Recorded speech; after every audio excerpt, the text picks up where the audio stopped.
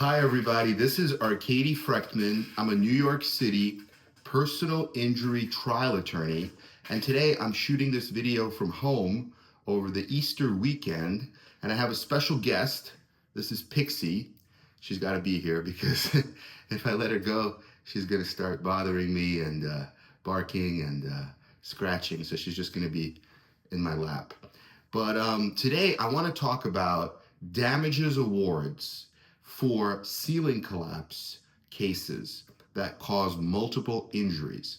And it's a specific case that we're going to be discussing. And Pixie's going to help. She's going to analyze the case and she's going to give you the legal analysis. Now, I want to tell you one thing. This case is brought to you by a blog that I subscribe to, and it's by New York attorney John Hochfelder. So I want to give him credit for writing the blog. And it's called the New York Injury Cases blog. And you could Google it, you could go to the blog. He has a lot of cases, and actually a lot of lawyers use him as a damages expert to then tell them what their case is worth or what is sustainable on appeal. So, props and kudos to John Hochfelder. But let's get into it. This was published on April 13th, so very recently, in the blog. And it involves a case where a lady named Audrey was injured in her Brooklyn apartment when the ceiling in her bathroom collapsed on her while she was in the shower, and the ceiling hit her in the head and it knocked her to the floor. She was 52 years old, and this happened on December 18th of 2014. So quite a long time ago, more than 10 years ago. So what she did was she sued her landlord, and she argued that the defendant knew the bathroom ceiling had been leaking for years, but the leak was never repaired, and that caused the ceiling collapse. Now, the case went to trial, and the jury agreed and assessed full liability or fault against the defendant. Then there was a separate damages trial, because remember, this is Brooklyn, and in Brooklyn you have bifurcation, meaning the fault or the liability phase comes first. After that is decided, if the plaintiff wins, you do the damages trial with the same jury, and that's a separate trial. So it's bifurcated or cut into half.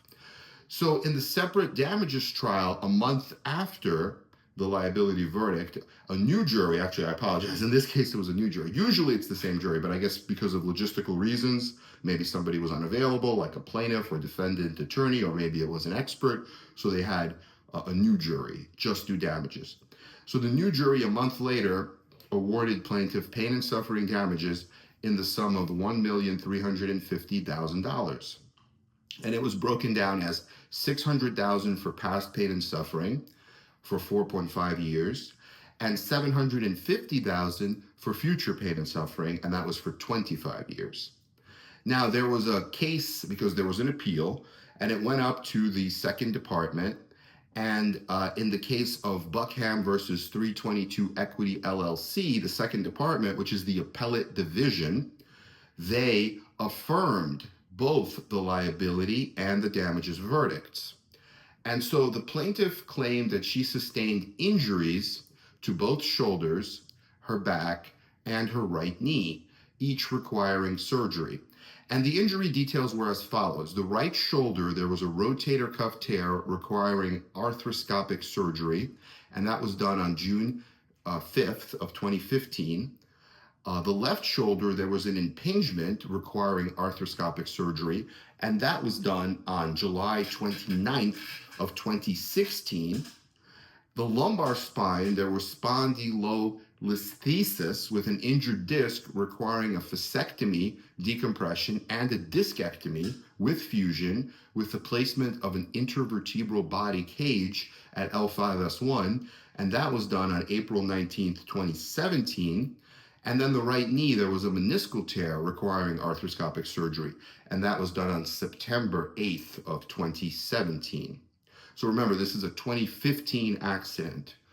2014, December 18th of 2014. So the surgeries were done in 2015, 2016, and 2017. Now, the defendant's argument was that the damages awards were excessive for two reasons. Number one, because plaintiff admitted that her back surgery improved her condition, and number two, that the condition requiring surgery to the plaintiff's shoulders and knees were not related to the accident.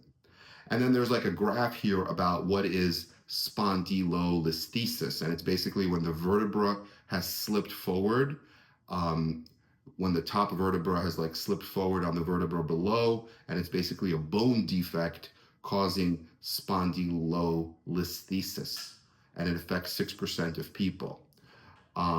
So the plaintiff was also awarded damages in the amount of $580,000 for her past and future loss of earnings because she was a home health aide at the time of the ceiling collapse, and she claimed that she was unable to return to any meaningful employment as a result of her injuries.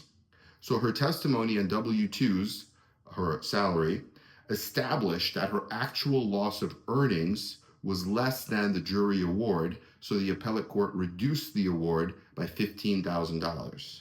So yeah, I mean, the earnings is easy, right? Because that's a very kind of like a certain amount, right? An economic damages, so you can calculate that with certainty. You made X amount of money, now you're not making X amount of money. What is your loss of earnings? There's not really much there. So if the jury got it wrong by 15,000, they would make it 15,000 less. If the jury got it was too low, they would increase it by whatever amount, right? That's a very some certain. So that's pretty much the entire blog article. There's not much more in the blog, but he does have a link to the appellate division case, so we can click that, and it'll take us to the actual case.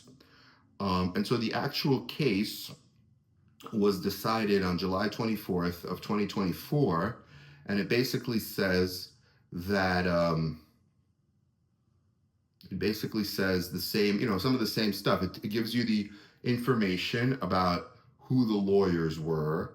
This was a lawyer out of Long Island. I actually recognize the name. I don't know him personally, but he has a pretty famous firm on Long Island people have heard of. Anyway, I mean, they basically tell you that it's an action to recover damages for personal injuries. The defendant is the one who appealed.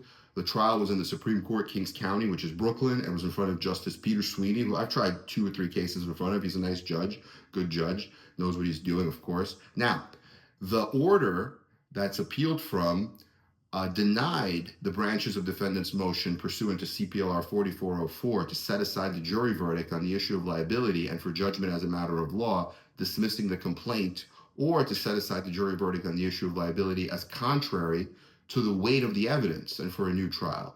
So that was denied in the trial court, and it was also denied to set aside as contrary to the weight of the evidence or as excessive the jury verdict on the issue of damages as awarded in the amount of $600,000 for past pain and suffering, $750,000 for future pain and suffering, $180,000 for past lost wages, and $400,000 for future lost wages, and for a new trial. So what they're basically saying is that they're basically saying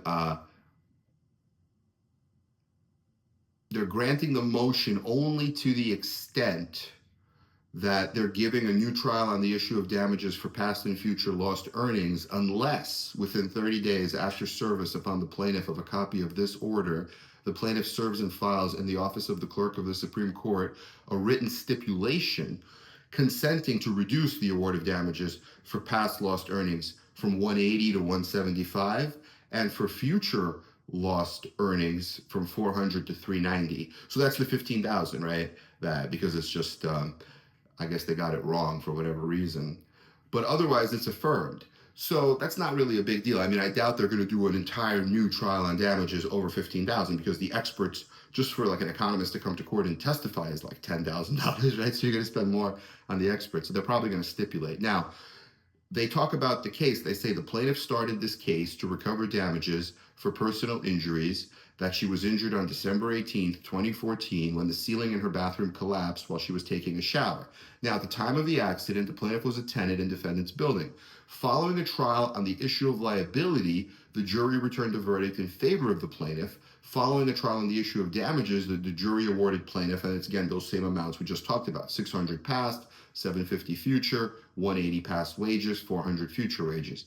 Now, the defendant moves to set aside the verdict on the issue of liability as contrary to the weight of the evidence. And basically, I don't want to repeat the whole thing again, but so when the court is now analyzing the issues, and what they're saying is that at any time during the trial, the court, on motion of any party, may order a new trial in the interest of justice on such terms as may be just.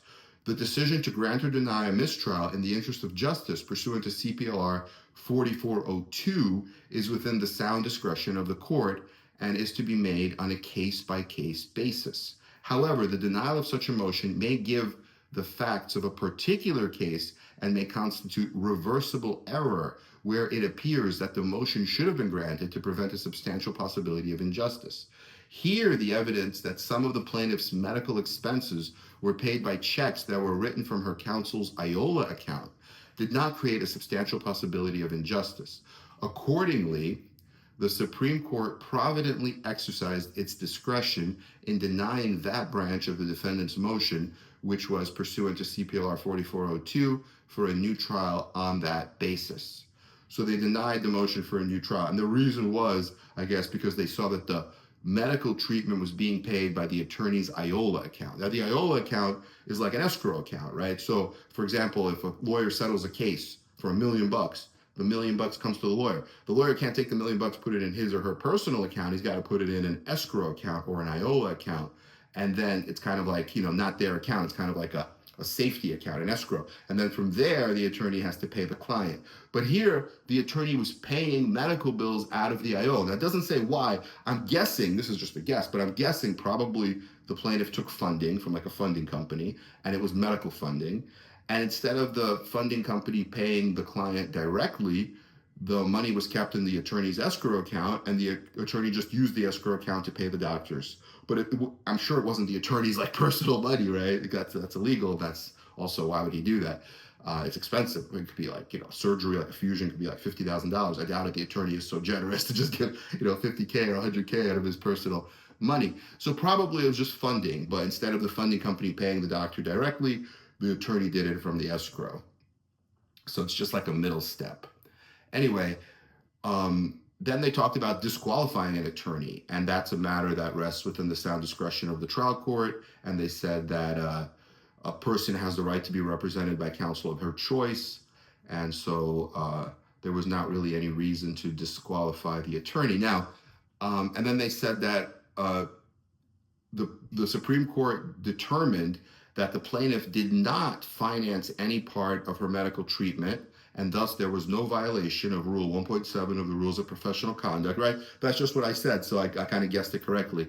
Accordingly, the court providently exercised its discretion in denying the branch of the defendant's motion, which was to disqualify the plaintiff's counsel based on a violation of Rule 1.7 of the Rules of Professional Conduct, right? Because the attorney can't finance the medical treatment. That's illegal and unethical according to the Rules of Professional Conduct. But he didn't. He probably just used the funding money as a middle step through the escrow, which really isn't. I've never done that. I don't know why you would do that. Just give the doctor the money, unless you don't trust the doctor. What the doctor's going to abscond with the money. I mean, then don't use that doctor. But whatever. I mean, he did it, but I've never even heard of that, using your escrow to pay for medical expenses. But whatever. But then the defendant's alternative contention that the plaintiff's counsel should have been disqualified pursuant to Rule 3.7 of the Rules of Professional Conduct is improperly raised for the first time on appeal. Now, I don't know what that is. I'd have to look that up. But you see what they're doing, like the defendants, instead of just paying and being fair, settling the case. They could have settled the case, right? They didn't settle the case. They took it to trial. They got hit for $1.3 million or more, right? What was it?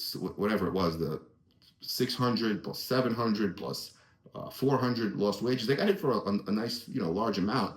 Instead of like then paying that amount, they're trying to disqualify the lawyer under some like rule of ethics, like, finding some obscure rule in a book. I mean, they're doing everything they can to save their money, which is what I always say. They want to, what all they care about is like, there's, people care when you care about people and you try to help people, or there's money care when you want to save your money. And these guys, Pixie, they only care about money care. They do not care about people care. No.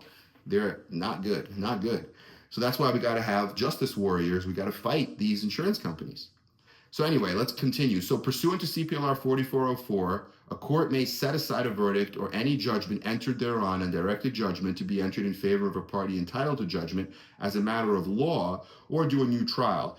if the verdict is contrary to the weight of the evidence. Now, to be contrary to the weight of the evidence, the jury verdict cannot be supported by sufficient evidence. As a matter of law, there must be no valid line of reasoning or permissible inferences which could possibly lead rational people to the conclusion reached by the jury. So basically what they're saying is, we have a jury. You guys picked a jury. It was 6 people with 2 alternates, 8 people. The 6 people came with a decision. So we have to honor that decision. The only way that we could overturn the decision and get 6 new jurors and do a whole new trial is if you could show me that there's no valid line of reasoning by which rational people would reach this decision that they reached. And they said a jury verdict may be set aside only if the evidence is so preponderated in favor of the party that the verdict could not have been reached on any fair interpretation of the evidence. So they're basically saying it has to be completely irrational, there's no line of reasoning, and it can't be reached on any fair interpretation of the evidence. So we have great deference to whatever the jury does, right? So you have to show almost like this jury is just like crazy. Like you talked about a broken fingernail and they gave $100 million. Like, what are they doing? Like, that would be an example, right? Or if you showed a real serious injury, or you showed there's no liability, somebody tripped over their own shoelaces, but they still said, oh, you know what, the defendant is liable. Something like that, where there's no valid line of reasoning. But they said here, we have to look at the case law, and to impose liability for an injury caused by a ceiling collapse, you have to show that the defendant had prior notice, actual or constructive, of the leak, and that the leak was never repaired. Here, you have constructive notice when the condition is visible and apparent and has existed for a sufficient length of time to allow the defendant, the landlord, a reasonable opportunity to discover and remedy it. And in addition, a defendant who had actual knowledge of a particular ongoing and recurring hazard may be charged with constructive notice of each specific recurrence. So it's basically like if the ceiling collapse is, happening over and over again, if it exists, if you have cracks, if there's leaks, that's basically notice, because number one, it existed for a long time, like for a year. And number two, it's actual notice, because if you see it's recurring, then you're actually on notice that it happened, whether she complained in writing or verbally. So now, if you have notice of a general or unrelated condition, like something else, that's not enough. You need notice of the specific condition that caused the injury. But here they say evidence of negligence is not enough by itself to establish liability. It must also be proved that the negligence was a proximate or legal cause of the event which produced the harm.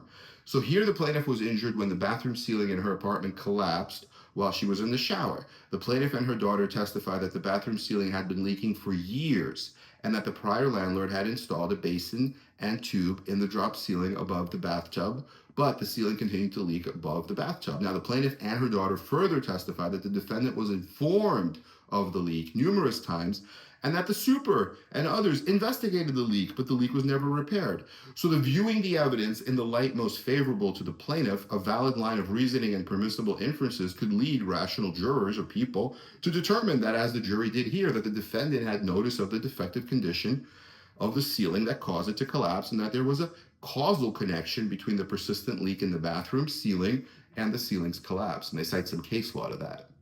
So it makes sense, right? Now they're saying also, based on the evidence submitted to the jury, the determination that the defendant had notice of the dangerous condition of the ceiling that caused it to collapse, and that there was a causal connection between the persistent leak in the bathroom ceiling and the ceiling's collapse, is supported by a fair interpretation of the evidence. And accordingly, the Supreme Court properly denied the motion to set aside the verdict of the jury on the issue of liability. So they're basically saying liability is good, you have liability. Now, with respect to damages, a jury's determination with respect to awards for past and future pain and suffering will not be set aside unless the award, and this is the crucial language, the legal magical language, unless the award deviates materially from what would be reasonable compensation. And that's CPLR 5501, and they cite case law. And they're saying the reasonableness of compensation of money must be measured against relevant precedents of comparable cases. And they're saying, contrary to the defendant's contention, the jury verdict finding that the injuries to the plaintiff's right knee and both shoulders were caused by the accident was not contrary to the weight of the evidence. The jury was entitled to credit the testimony of the plaintiff and her treating orthopedic surgeon, over that of the defendant's experts, and the jury's determination that the plaintiff's injuries were caused by the accident was supported by a fair interpretation of the evidence. So that's basically just who you believe, right? The plaintiff's treating doctors, the surgeons say it's caused by the ceiling. The defendants, of course, bring those DME doctors, IME, DME, whatever I call them DME, defense medical experts, who say, oh, it's degeneration, it's living your life, it's not from the ceiling collapse. It's anything but the ceiling collapse, right? Because if it was the ceiling collapse, we'd have to pay. Of course, that's what they always say. So, of course, the jury didn't believe them, and that's fine. It's up to the jury to believe whoever they want. Now, the nature and extent of the injuries sustained by the plaintiff and the awards for past pain and suffering and future pain and suffering do not deviate materially from what is reasonable. Claims for lost earnings must be ascertainable with a reasonable degree of certainty and may not be based on conjecture.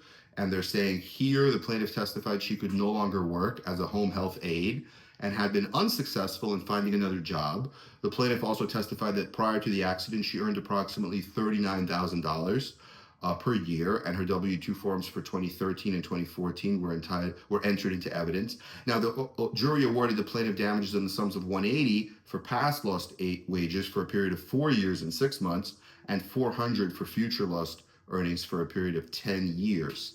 The defendant argues, and the plaintiff correctly concedes, that the awards of the damages in the sums of $180 and $400 are contrary to the weight of the evidence and must be reduced to $175,500 and $390 respectively. And that's just because of whatever the wages are calculated to be is just a little bit off.